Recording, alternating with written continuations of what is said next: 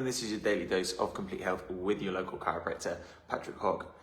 And just come back from another incredible seminar this weekend. So just looking at the depths of how to perceive, where to palpate, what to look for, what kinds of changes you'll start to see in someone's body and system when certain things are taking over, whether that's a mechanical injury, mechanical or physical injury, emotional injuries, what level of that body is that trauma being perceived?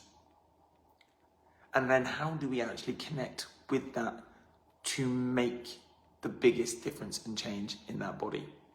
Now, we all know that if we eat incorrectly, our body will start to go through trauma. We all know if we fall down the stairs that our body will start to go through trauma.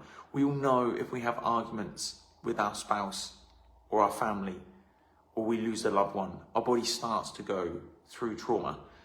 And so really, when we start looking at where is that trauma stored in the body and how do we unlock and release that, it starts to make sense why people start to see restrictions in certain movements and why people start to see certain parts of their brain and nerve system dysfunction.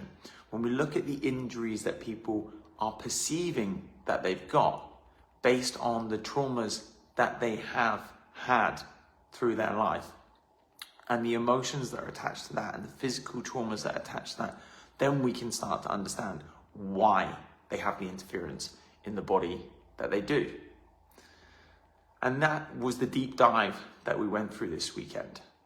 How do we assess and look for interference in someone's abilities or their brain's ability to communicate through their body by looking at how the cranials, the spine, the fascia, the muscles, the joints have an impact on the way that our body communicates and works. And when something is dysfunctional, how does that then start to impact the system? But then when you then release that, how does the system then reorganize?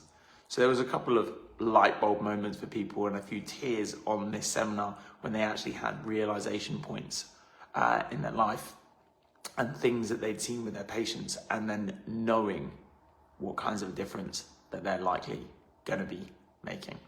So I'm super excited to have my hands on people this morning and start serving our community again. So I look forward to seeing you guys in the clinic soon. Take care for now.